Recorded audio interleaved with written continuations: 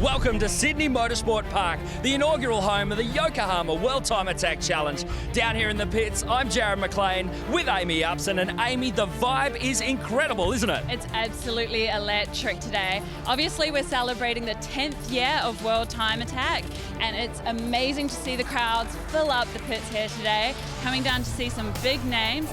Obviously, there's some major changes, which are seeing the biggest class ever across Pro and Pro-Am, allowing cars to double entry and those owner drivers to take a chance at the wheel on the track here today. The word on everyone's lips right now, what can RP968 do to shake the earth this time at the 2019 World Time Attack Challenge? Absolutely. This is a car that is already making moves. Last year it was the overall winner. This year it's set to do that once again. Their off-season development saw some major changes to the suspension setup. We're hoping to see some times that not only set records for World Time Attack, but the overall world record here for Eastern Creek. We're also looking at the MCA Hammerhead. Andre Heimgartner, our very own V8 Supercars ace, looking to stamp his name into the storied history of the seat of that car. Stay tuned, because there is so much more to come here from Yokohama's World Time Attack Challenge.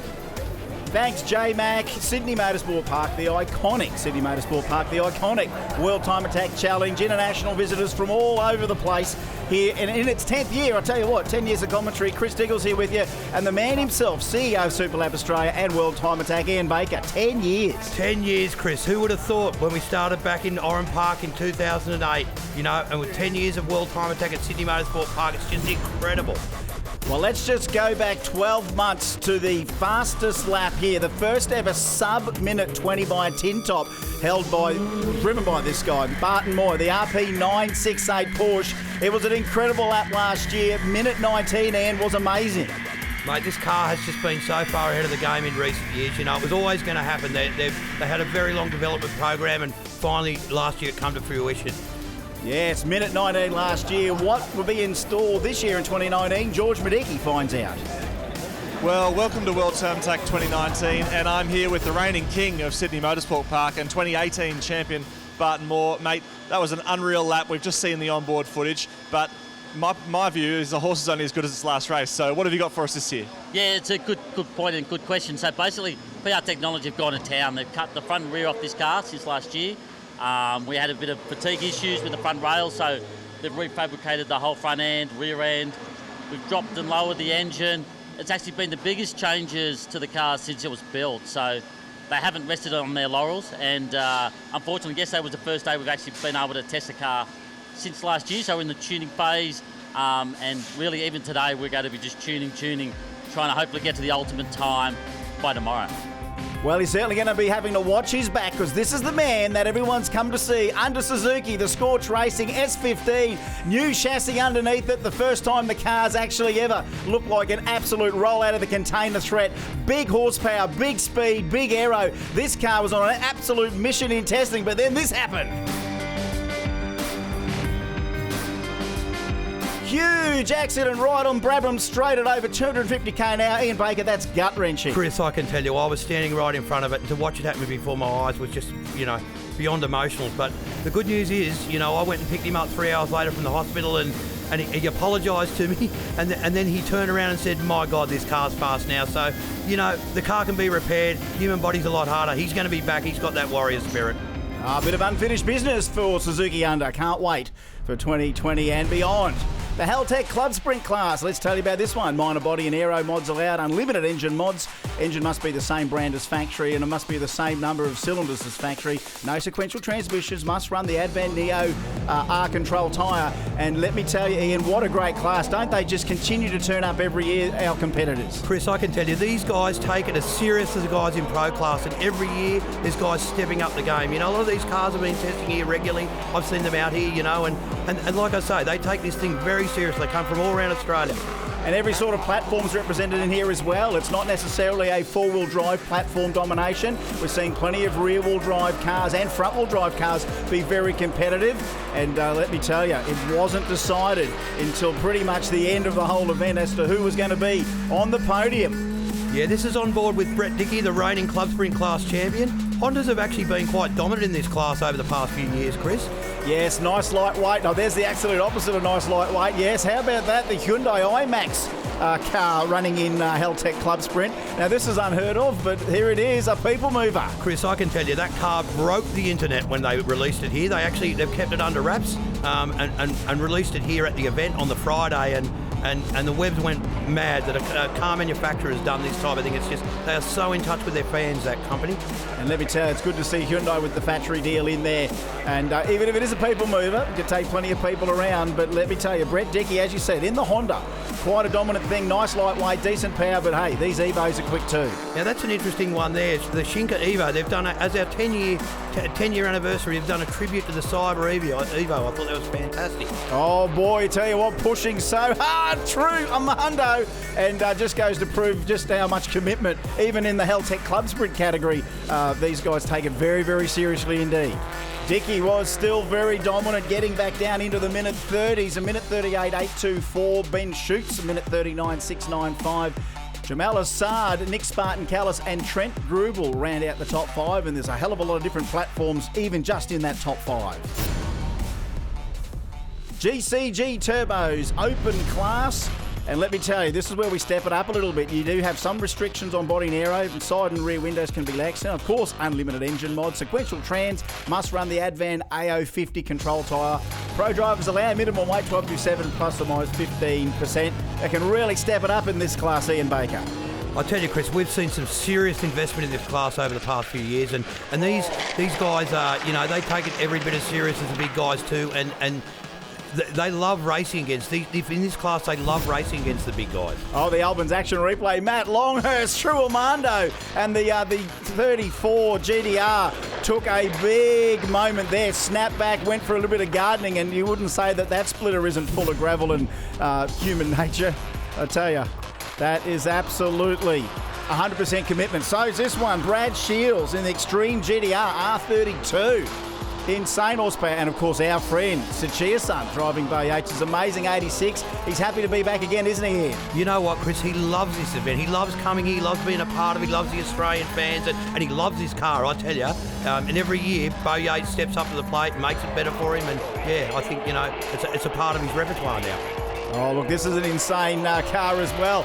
V8 on board the Toyota 86. We've got a nice little bit of audio just then. And, of course, even the MRS Toyota in there. Not really near the top, but definitely, oh, boy, variety everywhere, including drama. Tarzan Yamada, that is. Off the track. Oh, boy, Tarzan. Another one of our Japanese entries. And at one stage there, it was Yamada and Sachia close to each other on the open category list. This is another interesting car, Chris. This is a new build. Jared Maggs, he's been a long-time supporter, and they've just built it's a brand new build in that car, and I think they haven't had time to test it, but it's going to be a big player in the future. Well, Matty Longhurst, plenty of commitment all throughout each session, but look, problems here for the R34. Gee, if he wasn't going through Armando at 200 plus K now, having it off. He's had a few other little issues there. That billet blocked RB looking fantastic and sanding great. Brad Shields, Matt Longhurst, Rob Newen, Nick Bates and Stephen Johnson, the top 5 so far on the Garmin leaderboard.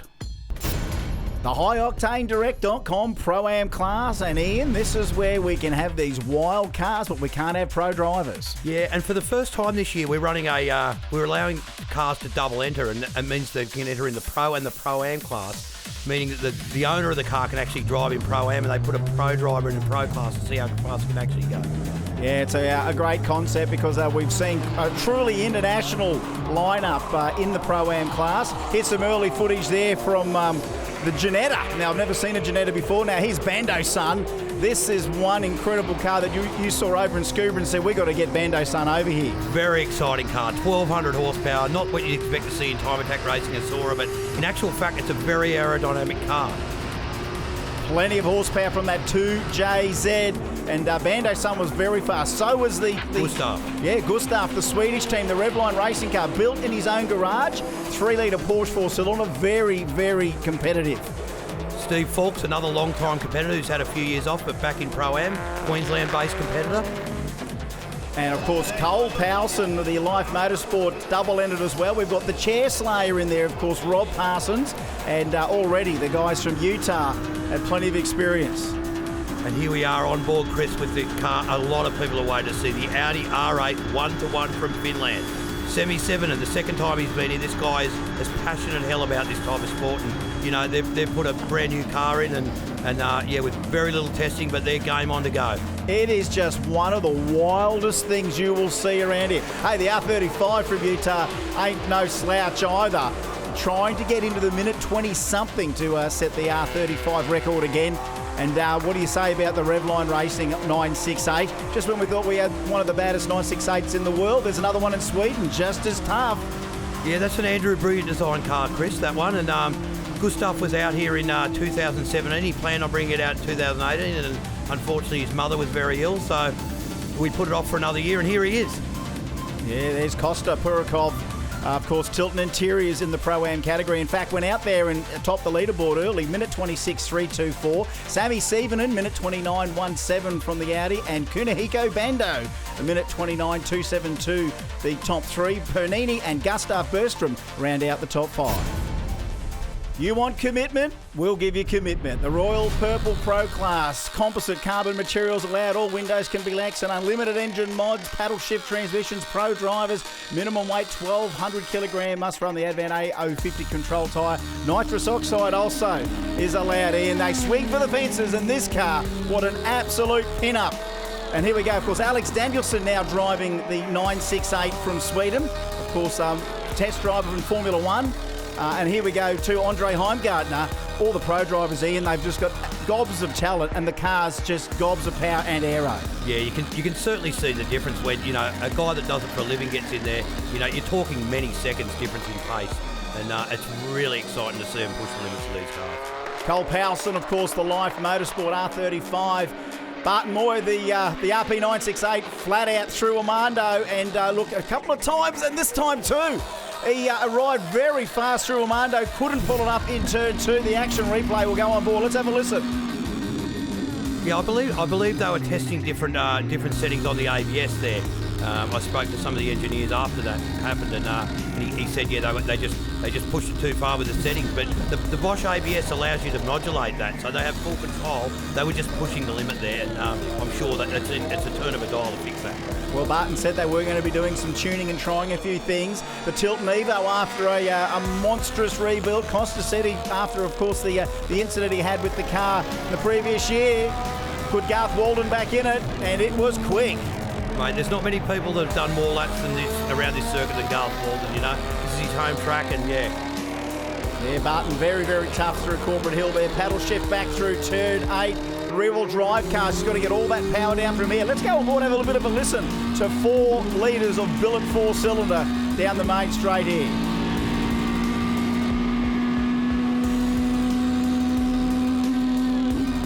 Slight roll-off through Armando, and look at that, a little bit of drama early on there for RP968. Pulling over after that flying lap, and a little bit of smoke out from under the bonnet. I hope that's not too critical. Barton Mawer still minute 20.214. Andre Heimgartner in the Hammerhead, minute 22.662. Garth Walden, the Royal Purple Tilton Interiors Evo in third. And Alex Danielsson, Ian Baker, minute 25.616. That's incredible. Chris, this guy's never even seen this circuit before. He's turned up here, fresh off the boat, fresh off the plane, and he's done a 125.6. Like a few short years ago, that would have won the event.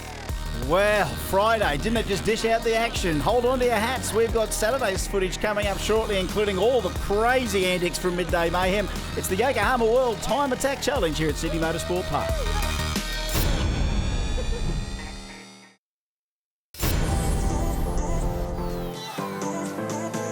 Glorious conditions here at Sydney Motorsport Park. It's Saturday. It's time for the big dance. Yokohama World Time Attack Challenge. Ian Baker, looks fantastic.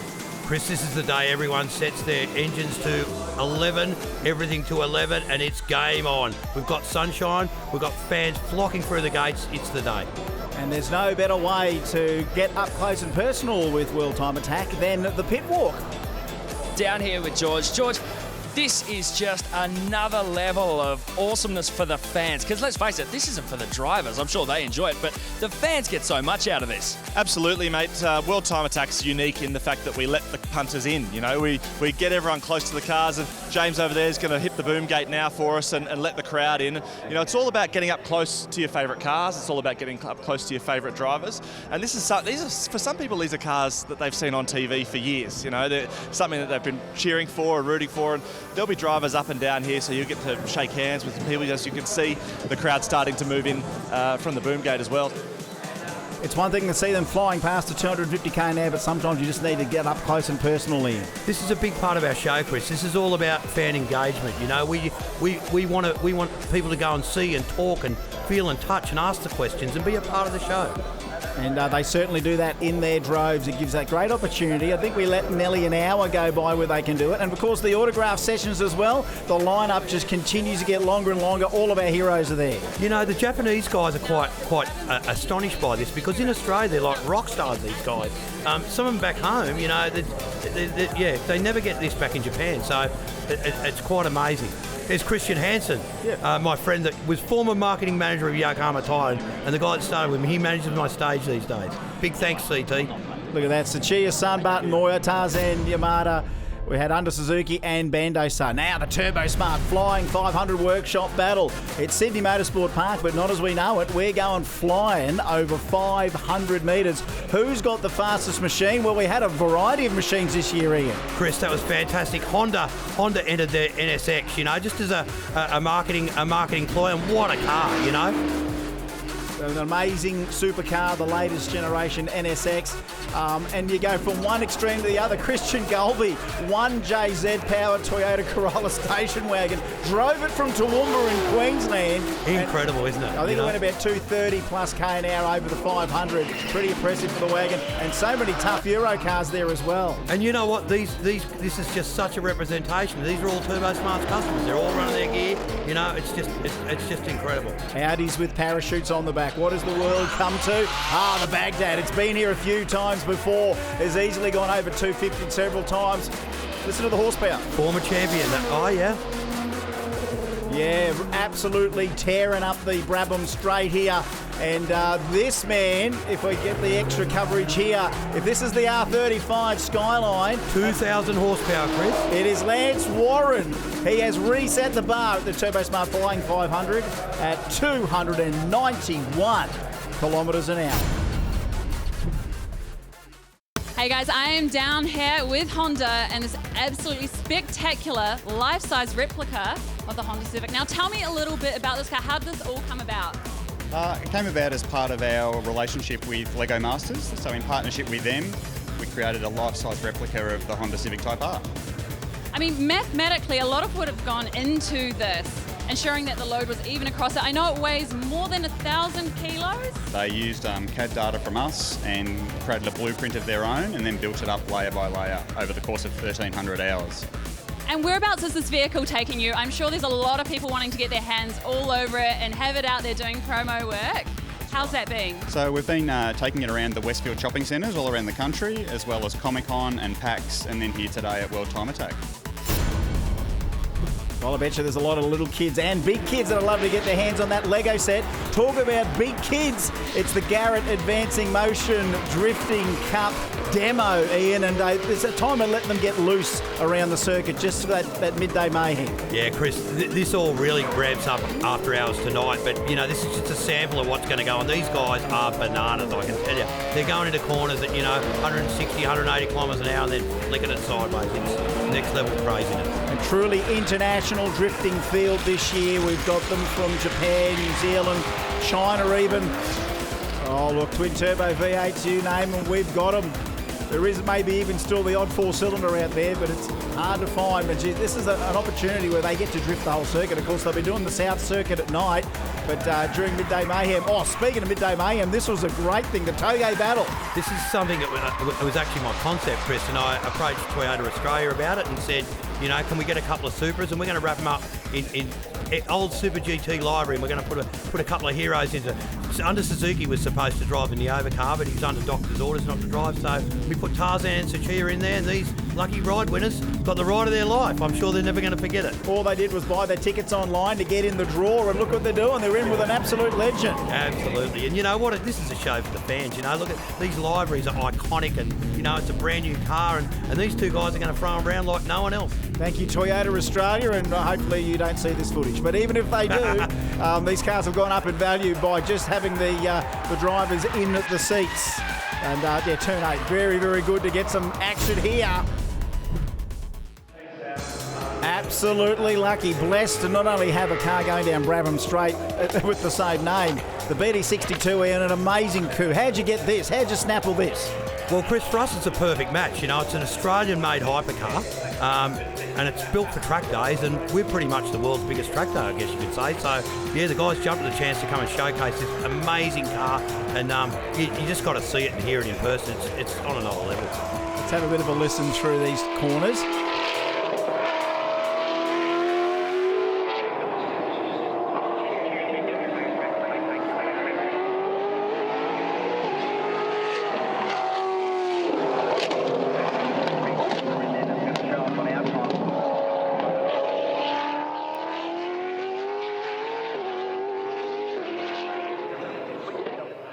I do believe this thing's headed for Le Mans, Ian.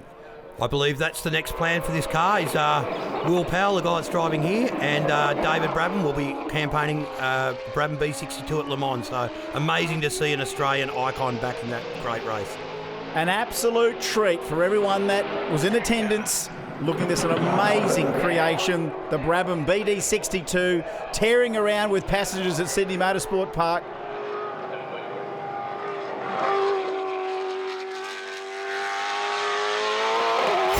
Tell you what, if you like treats, we've got treats for you, Ian, and again, you just love going to the next level with this stuff at World Time Attack. Well, we're all about aero, really, aren't we, Chris? And look at this, you know, this guy is on another level. Matt Hall, of course, winner of the Red Bull Air Race, he's a champion of that. EA did some amazing things here. I call it plane drifting or aerobatics, but he really had everyone's necks crinking back at 90 degrees, watching all of his different shenanigans. We couldn't call them, there were too many of them, but he was doing some death-defying stunts. You talk about G's going around Sydney Motorsport Park on the ground, pulling him through the air at, 14 plus, and just some of these things he was doing, stalling the plane up like that, pure hang time, and just letting it dance. And look, everyone was in absolute awe. Yeah, he's got it on a string, hasn't he, Chris? You know, it's incredible. And you know, like I said, this guy's the best in the world, so that's what you're going to get, a show like that. It's just amazing. And what an Australian icon. Oh, well, let's get ourselves firmly planted back on the ground for a bit of Haltech Club Spread. Of course, these cars, a lot of them still got the licence plates on them as well. You still be a street car in. Yeah, a lot of them are. You know, that's the thing. This class really started as a street car class, and at the pointy end, it's developed into a really competitive class of racing. But there's a lot of the guys that still, you know, keep the roots firmly at the bottom end of keeping it as a street car. And definitely pushing as hard as you want to push yourself, as the Z32 300ZX proved to us just then. Here's Griffin in the NSX. You know, that's a very rare car in Australia these days, the first generation NSX. And it's great to see it out on the track. You know, it really looks at home there. Of course, even a four-door Skyline, the GTS Skyline out there. Well, where was he going? He's going to pick up the kids or do something here, I don't know, but oh boy, they did always push their limits. You didn't just have to look at Pro-Am or Open to see people pushing the limit. They were pushing them even in Club Sprint. And you know, it's the real diversity of these cars. There's Jade and Mags, you know, it's Jared that owns WBT Skylines, his son. Oh, Stephen won with this. You see at the BYP Honda. This was going to be a real hot contender, and that's no pun intended, but looks like he had all sorts of dramas there. He was definitely going to be a player there, but had a few little dramas. And look, how about the old S2000? It's a very, very strong platform, the S2000. But in this session, Jamal Assad put the Evos on top, minute 38.614. Brett Dickey in second, minute 38.824. And Nick Spartan Callis, he's back in third, minute 39.276. GCG Turbo's Open class. We started to sharpen the pencil in all of our categories, Ian, including this one, all vying for the 5 spots for the Super Lap Shootout. Yeah, well, I've been up and down pit lane, Chris, and I can tell you all these guys have now said, this is it, today's the day. All the dials are going up to 11 and it's game on. The gloves are coming off. Oh, Stephen Johnson on camera right now. And this R33 Skyline shows so much potential. Wanted to get this thing higher than, I think, 3rd place last year. Kiichi Tsuchiya, more power each year Bo-Yates likes to give him, and he loves it, and he was improving as well. The Drift King in the Open category. They were all pushing very, very hard in these Saturday sessions, and no one harder pushing than this man. This screaming RB, Matty Longhurst, look at the front end. Through Armando. Remember what he did yesterday, Ian? He went for a fair plough into turn 2. Yeah, these guys are just pushing so hard now, Chris. You know, that car's now in its 4th year of development, and, you know, it's the real deal. This is another incredible car, Chris. The Dream Projects S15, driven by Rob Newen, formerly known as Mighty Mouse. You're going to get a new car out on the track, you'd want a guy like Mighty Mouse driving it. Oh, problems for Stephen Johnson, the R33, not getting back to the pits under its own power, so more drama. Well, there's more drama than a Netflix series here in the GCG Turbos Open class. Brad Shields still there, minute 28.219. Matt Longhurst, minute 28.736. Look at that. Rob Newen on debut with that Dream Projects S15, 3rd, minute 29.174. Pro-Am class, thanks to HighOctaneDirect.com. We are on board with the man, Costa, from Tilton Interiors, the Tilton Evo. Costa the boss, they call him, because he is the boss, and you can see why. Coming through Armando there. Now remember, he's got all bad flashbacks and memories from there. But look, he's doing pretty well in the Pro-Am category. The RX-7 out there screaming around. Yeah, Shane Jones, that one. He's a car at a GT Auto Garage. And look at this. This is Rob Chair Slayer Parsons driving the Life Motorsport R35 GTR. Wheelchair bound, but he flies free when he's got the hand controls on. What can we say, Chris? This guy, you know, that he is just, he is a real testament to the never give up spirit. 100%. And look, tell you what, talk about never give up. The Revline Garage team, they're in there. Yeah, they've just replaced the head gasket on that car, Chris. Oh boy, and here's Sammy Seavener now. This is just the wildest Audi I've ever seen. Isn't it ever? Look How at that much aero. wing is on that?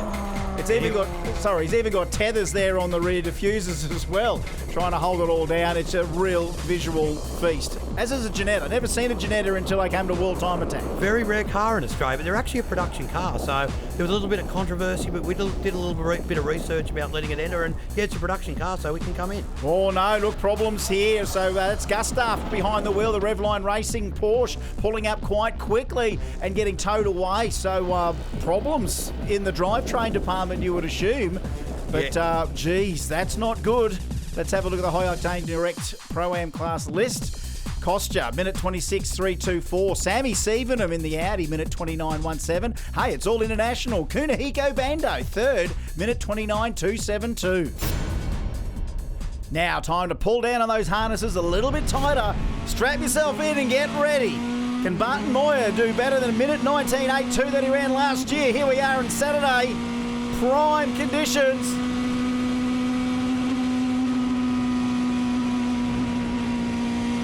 That's nearly flat through Armando. Incredible footage, isn't it, Chris?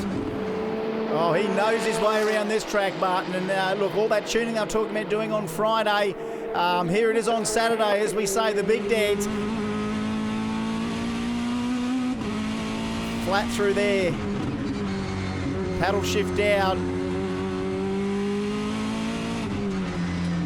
I mean, the car's absolutely an amazing vehicle. You've got to take your hats off to Barton Mawer. He knows how to get this beast around the place. Oh, look, Garth Wallen there on the inside there, just getting out of the way. So was Alex Danielson, so he's still on a fly here.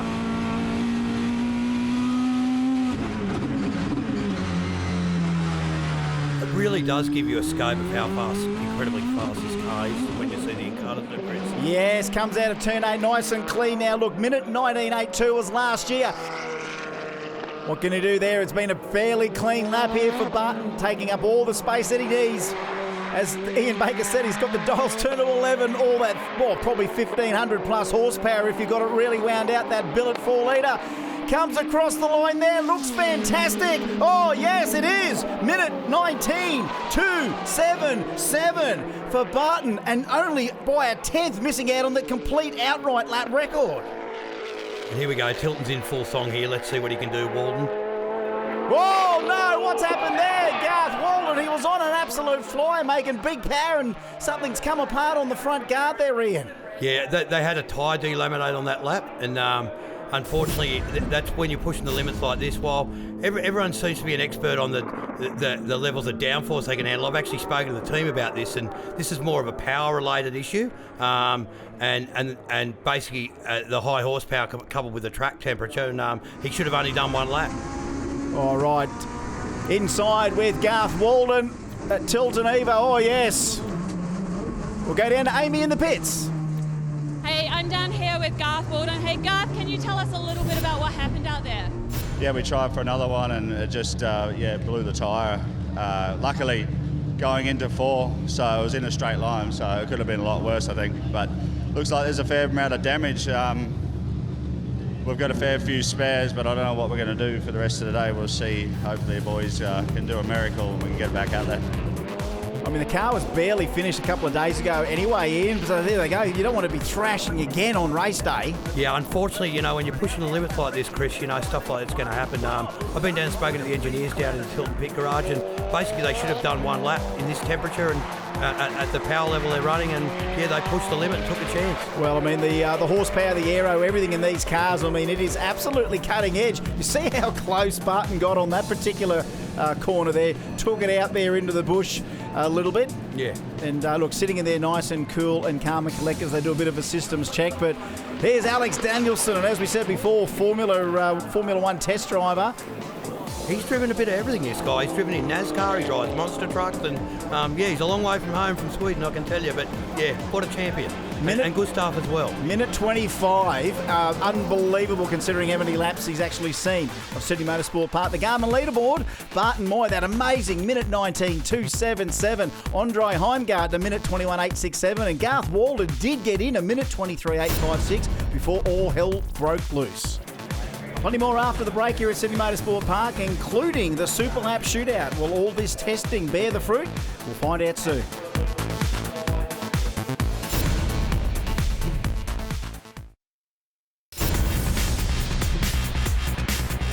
Well, it all comes to a head right here, the Super Lap Shootout at Sydney Motorsport Park for all of our categories. The weather conditions have changed a little bit. We've had a few showers come in the afternoon. That's going to mix things up, Ian Baker. Just a sprinkle, Chris. I don't think it's going to be enough to put any water on the track, but it certainly changes the track conditions, that's for sure.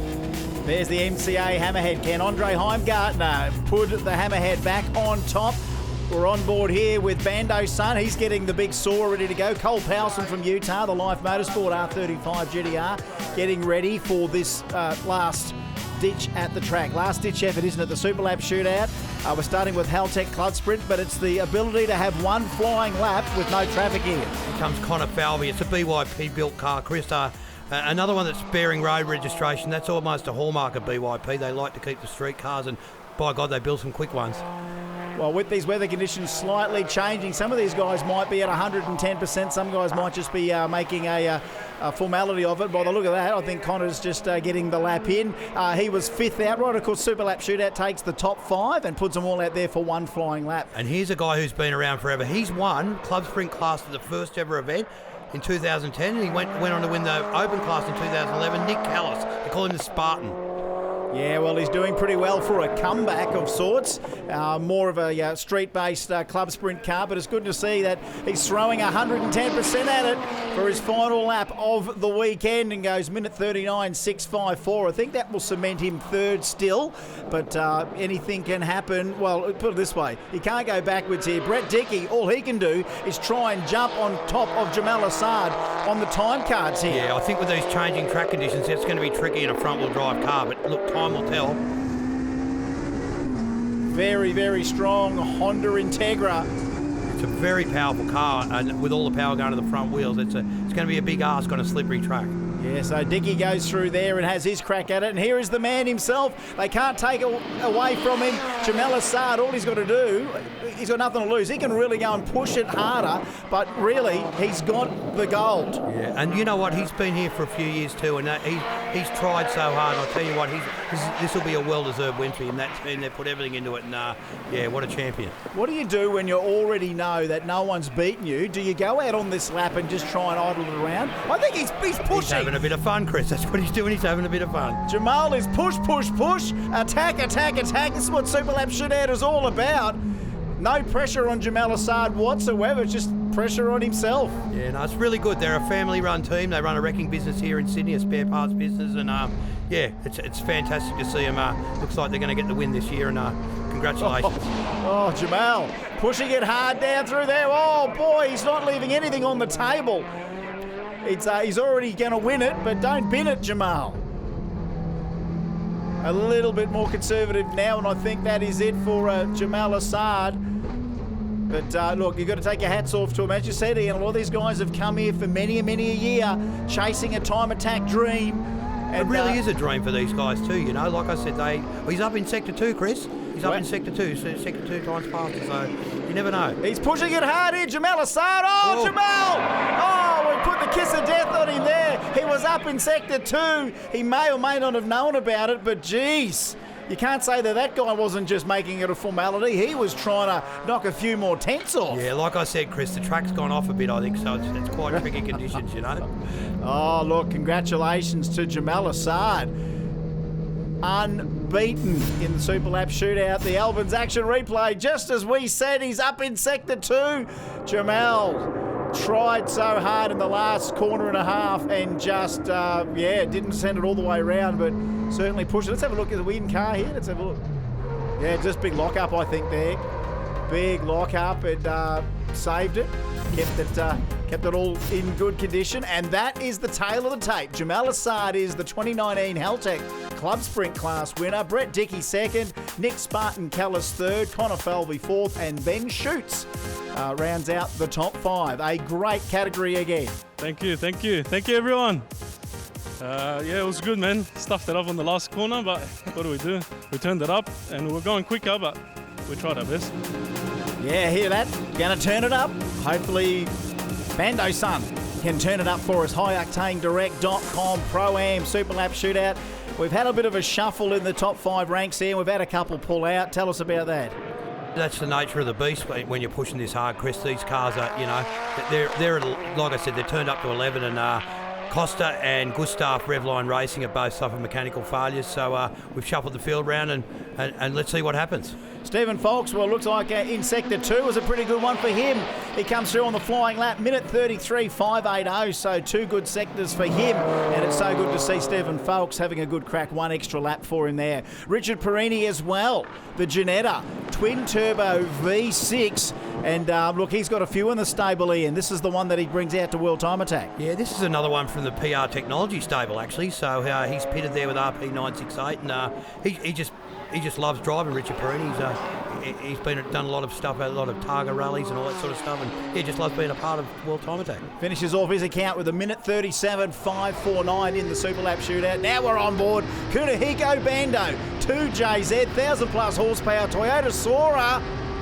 You can just see a couple of sprinkles of rain there, Chris. You know, that's going to, while there's no water on the track, it's certainly going to make it a bit slippery. So I don't think we're going to see any records fall now, which is traditionally the fastest time of the day. But unfortunately, you have no control over the weather. Well, Kunihiko is in the same boat as Under Suzuki in a way. He's never been to this track before and run a car around here. He can only really take in the laps he's done since Wednesday. And here he is with these changing conditions, a little bit of moisture on the windscreen there. Well, Chris, can you imagine 1,200 horsepower, a little bit of a damp track? Like, that'd be one hell of a ride. Another interesting thing with him, Chris, he's a former mechanic of Under Suzuki. He's been here a couple of times on Suzuki's team, so it was a bit of a dream for him to come here in his own car, and we've helped make that happen. And I tell you what, he's been more than welcomed here at Sydney Motorsport Park. He's going to give it one crack here. He's not up in Sector 1, and as you can see, with a little bit of this indifferent track conditions, a little bit damp maybe here, a little bit dry here, but he's certainly pushing hard anyway. Bando-san, one more lap, one more go at it, unleashes hell on the 2JZ. Whoa! Yeah. Look, you'd have to remember, this is the final thing. He's not going to break any records, so with all due respect, he doesn't want to take the car home in a ball, and that's fair enough too. It's a hell of a big car too, the Toyota Sora. It's not your ideal time attack weapon, but then again, you could say that about so many different platforms, and you can't knock Kunihiko Bando for building an awesome time attack weapon. It was so good to see it here in Sydney. Speaking to Andrew Breen about that car, he said it's actually one of the more aerodynamic shapes of any of the production cars, which is quite remarkable. Look, he finishes off with a minute 34.483, and I don't think he got as many laps in as he'd like to, because remember, he's trying to help poor old Under out there. Here's the action replay, and trying to get all of that 2JZ horsepower down. He caught it nicely. Bando's son, we certainly will not forget your visit in 2019. Not by a long shot. Georgie is down in the pits with the winner. Thank you very much. It's been a great day. The car, like I said, always, it's been easy to drive. I've been prepping the car, making sure that coming in, the car was always good for Garth to do a lap. There he is, the man that took home the high-octane Direct.com Pro-Am class. Costa, minute 26.324. Sami Siivonen from Finland, the Audi, minute 29.178. Kunihiko Bando, minute 29.272. Richard Perini and Gustav Bergstrom rounding out the 5 in the Pro-Am category. Fantastic. All eyes on track for the Super Lap shootouts. It really is this high-intensity part of the weekend. Nathan Morecambe, now we are in the GCG Turbos, celebrating 40 years.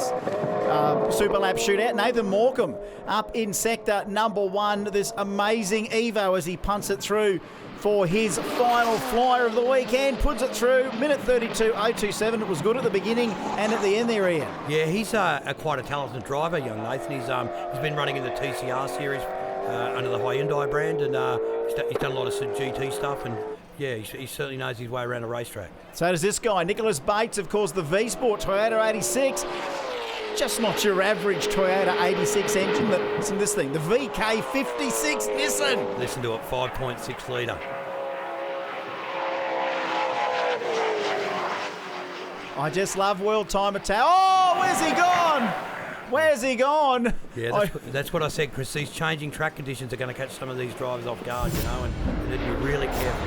It was looking and sanding good just till turn 2, and then just could not pull it up in time.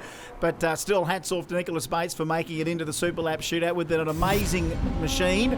And it is so good to see. Now on board with Rob Newen, of course, Mr. Mighty Mouse. Got the little mouse there on the dash, but it's the Dream Project Sylvia. What a debut, Ian. Whoa. Yeah, these guys have worked round the clock on this car to make it. And the presentation on this car is second to none. That's a car built by GD Auto Garage in Queensland, and really shows the passion of Charles Wallen, the guy behind this, and putting Rob Newen in there, who's extremely talented driver. This is one to watch in the future. This is just the beginning for this car.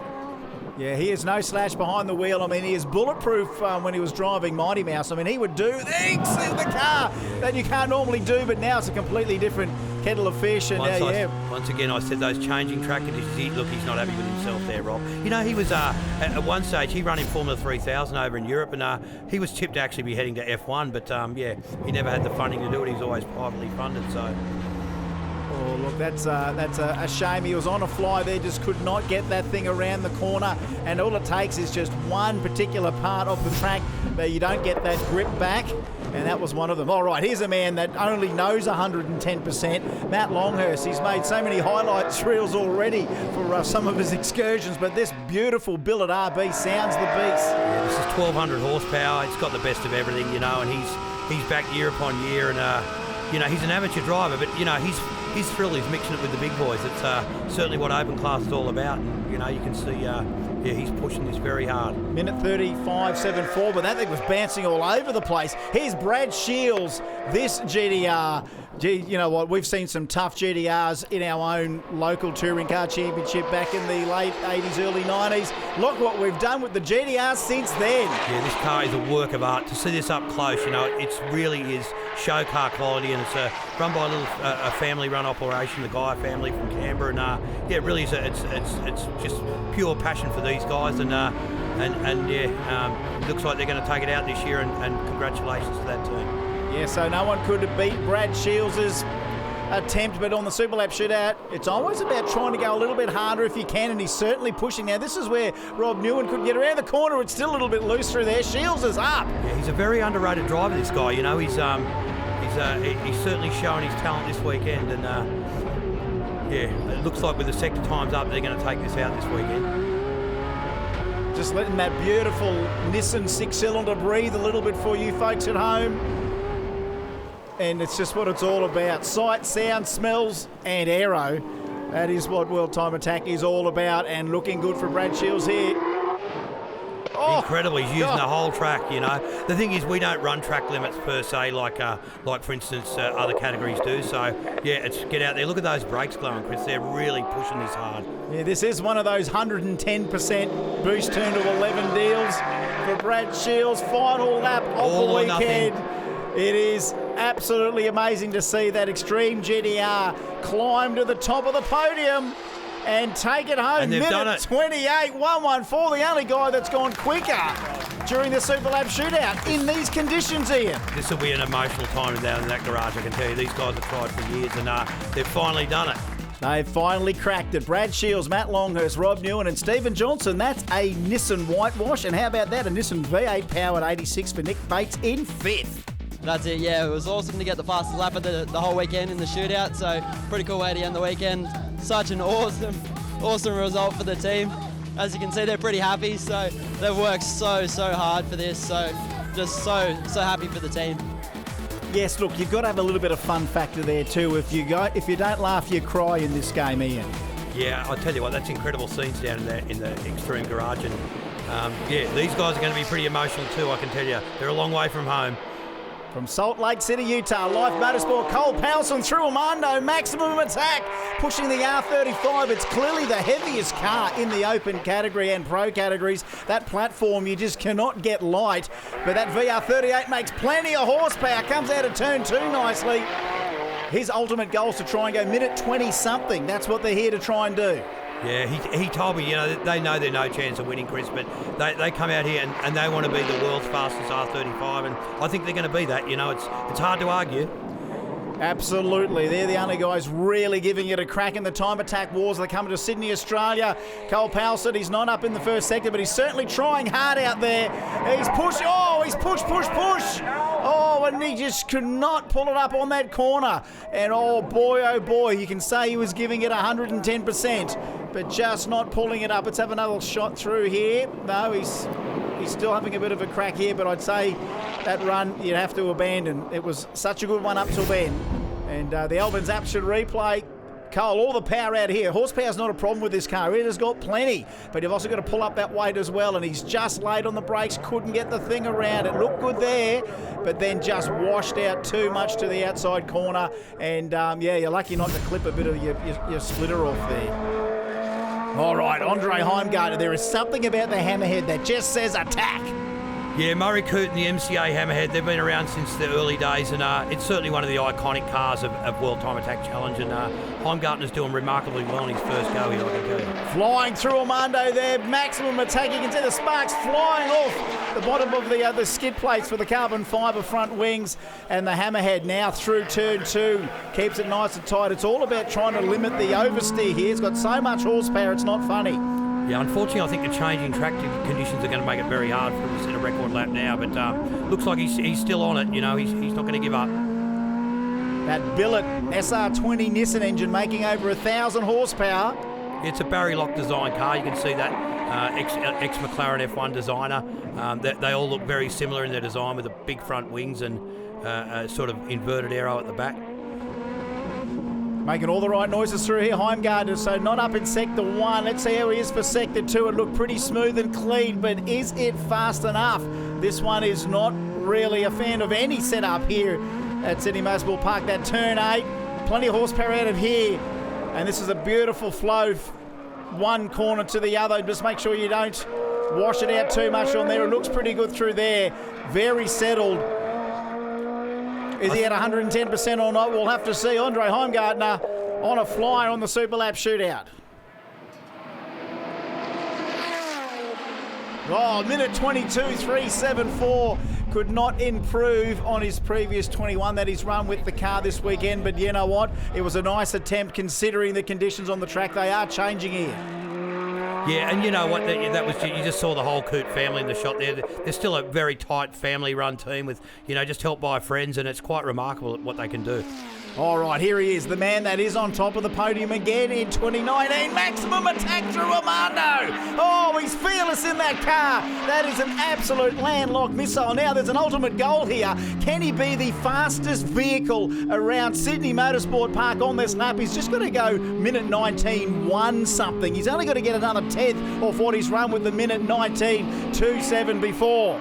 Don't these cars with all the sparks flying out remind you of the old F1 days? It's quite remarkable, isn't it? Oh, it's incredible just how much downforce is on display here. Horsepower as well. I mean, this big billet 4-litre engine designed and built in Finland. Here it is in RP968. Undoubtedly the world's baddest time attack car. And when you ask Bart, so what's it like to drive, Bart, he said, mate, it's insane. And when you ask the owner, Rob Popenstedt, what was the whole mission about this car, he said, I wanted something cool, I wanted something fast. Well, you can tick all those boxes. RP968 is indeed that, and an undisputed world champion. He's certainly a visionary, Rob Popenstedt, doing this project. He's guided the thing the whole way through, and it really is a credit to him and everyone involved in it. Sammy Diasonis, the aerodynamicist, Bjorn, the suspension tech, and all the guys at PR Technology, and it's just incredible. Here comes the last flying lap of the event for Barton. He goes minute 19.90. So couldn't quite wrap a few tenths up there, but you know what? These conditions, that's still damn impressive. Minute 19 anything at Sydney Motorsport Park. You've seen something fast. The tail of the tape for Royal Purple Pro Class 2019. Barton Mawer, Andre Heimgartner and Garth Walden. Team Sweden, Alex Danielson in 4th, and Team USA, Cole Powelson in 5th. Yeah, you got a fast car when you're disappointed in 19. So I honestly thought I was actually finally flat to it for our ethos through turn 1, but I think I lost a bit of time at 4-5. So I was really hoping we could go quicker. We certainly wound everything up to do that, but not quite the conditions. But we just give it a go every time and still end up winning the event. Still pretty good. Congratulations to all of our podium finishers for all of our categories, including Haltech Club Sprint. So good for Jabal Assad to clean it up this year, and a worthy winner indeed. So Jamal and the Evo on top this year. What about Brad Shields in the Extreme GTR? A Nissan 1, 2, 3, 4. And it's so good to see. Very popular win for the Extreme GTR in that open category. And the Pro-Am category, well, Kostya, the Tilted Evo. He said that rebuilding this car after his incident was therapy. And how good does this therapy feel when you can clean up with a Pro-Am Cup back in 2019? The Tilton comeback is complete. And what can you say about this team, this car, this driver? It is the perfect time attack package, and at this stage is going to be the car forever to try and beat around Sydney Motorsport Park. Thanks for joining us, and thanks to Ian Baker. World Time Attack Challenge thanks to Yokohama, run and done in 2019, and we look forward to 2020 for the ongoing pursuit of that one perfect lap.